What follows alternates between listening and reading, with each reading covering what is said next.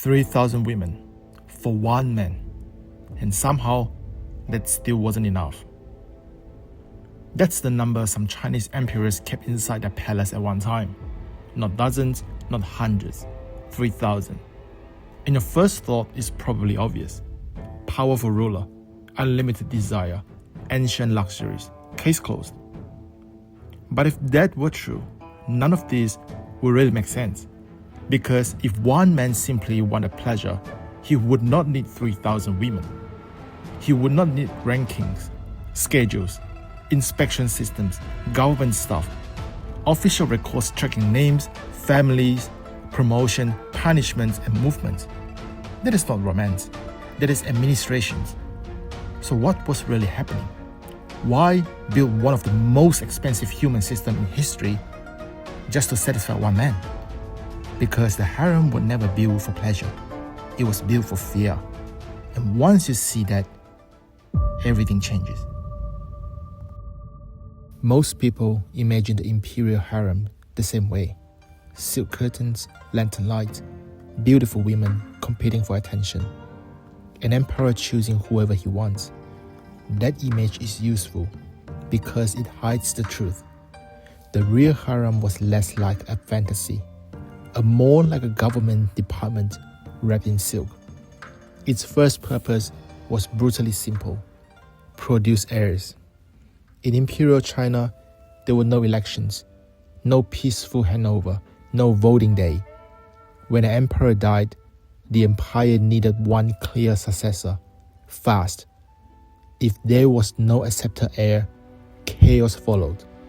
Princes fought each other, ministers formed factions, generals chose sides, regions broke away. Civil wars never killed thousands, they killed millions. So ask yourself, what if the only child dies young? What if the only prince is not capable? What if the mother's family is hated? That's why emperors wanted many sons, not one heir. Multiple options, backup, and insurance. Because royal children died constantly. Fever, infection, disease. Things that are so minor today could end a dynasty back then. So yes, more women means more pregnancies. More pregnancy means better odds. The harem was not passion, it was probability, it was math. But hold on, if children were the only goal, why 3,000? Why not 50? Why not 100? Why build the entire city of women, servants, guards, and rules? Because heirs were only half of the story. The other half was power. Every woman who entered the palace brought something with her. Not luggage, influence. She came with her father, brothers, uncles, clan ties, military connections, regional loyalties. If a noble family's daughter entered the palace, that family suddenly had hope. Hope she might rise in rank, hope she might bear a prince, hope the bloodline might reach the throne. And the hope is politically useful. A family with hope does not rebel. Not yet. A family dreaming of future power usually stays loyal to the system that might reward them. Now, imagine that multiplied across an empire. Hundreds of families, then thousands, all tied emotionally and politically to the palace. 3,000 women did not mean 3,000 lovers. It meant 3,000 hostages made of hope. The harem was a loyalty machine. But it was also something even smarter, a trap. Because emperors feared one thing more than foreign enemies: strong families inside. A powerful noble clan could fund armies, buy officials, control provinces, challenge the throne from within. So what do you do with rival families? You weaken them, quietly, elegantly. You bring their daughters into the palace, then make them compete. Now, Clan A and Clan B are no longer natural allies. Their daughters are rivals, Their grandsons may one day fight for the throne. Their interests split. Their attention turns inward. The emperor did not need to destroy powerful families. He just needed to make them jealous. And human beings are very good at destroying themselves. That system worked for centuries. But then came the flaw no emperor could escape. Who manages a machine this large? One man cannot run an empire and personally control thousands of women, their schedules, ranks, access, gifts, discipline, and palace politics. So someone else had to run it, and those people were eunuchs. This is where the story gets dangerous. Eunuchs were male servants, castrated young and assigned to the inner palace. They could move where other men could not. They handled private messages, personal schedules, secret instructions, bedroom access. They stood between the emperor and almost everyone else. Think about that. If you control who gets to see the emperor, you control reality. If you delay a message, you change decisions. If you block a visitor, you change alliances. If you decide which concubine is summoned, you may influence who gives birth to the next heir. That is not servant power. That is regime power. And yes, bribery followed. Families paid for access. Concubines paid for opportunity. Officials paid for influence. The emperor sat at the center of the machine, but he could no longer see inside it. The harem had become too large, too complex, too profitable.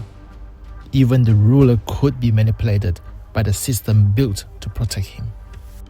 And now, ask the darkest question of all. What happened to the woman inside it? Many entered young, 13, 14, 15, chosen through inspections, measured for beauty, health, behavior, usefulness. Some families wanted it. Some feared it. Many had no real choice. Once inside, most would never leave. Most would never meet the emperor. Not once. Imagine that. Taken into the most famous palace on earth and forgotten there. Years passed, then decades. They lived by rules, waited for summons that never came, watched others rise, watched themselves age. When emperors died, some earlier dynasties buried concubines with them, alive. Later dynasties ended the practice. But mercy has many disguises. Some unwanted women were sent to the isolated palace quarters, known as the cold palace, where they lived in silence until death. They entered as teenagers, they left as bodies. And then the final poison appeared. All those sons, they become rivals. Every prince had a mother. Every mother wanted one thing: her son on the throne. Because if he became emperor, she rose with him, from ignored concubine to emperor's downwager, one of the most powerful positions in the empire. So, mothers formed alliances, bought eunuchs, spread rumors, destroyed rivals, protected sons, sometimes with strategy, sometimes with poison. Princes grew up learning one lesson early. Your brother may smile at you today and kill you tomorrow. These boys later inherited absolute power, raised in suspicion, raised in manipulation, raised when love and danger looked the same. So let's be honest about what the imperial harem really was. It was not fantasy. It was not indulgence. It was a rational solution to a brutal succession problem. But like many rational systems, it became monstrous. It turned women into political assets, children into insurance policies, families into gamblers, servants into kingmakers, and the emperor? He looked like the most powerful man alive, but he lived inside a cage made for loyalty, fear, bloodlines, and endless paranoia.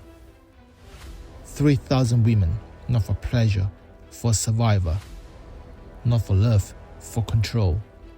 And in trying to control everything, the emperor created a machine that controlled him.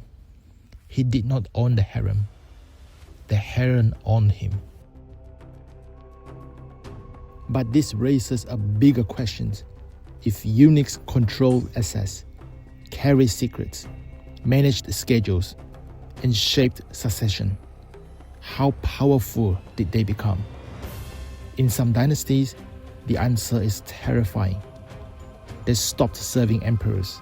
They started ruling them quietly, from behind the curtain. And that story is even stranger than this one. And this is the fifth view. See you in the next episode.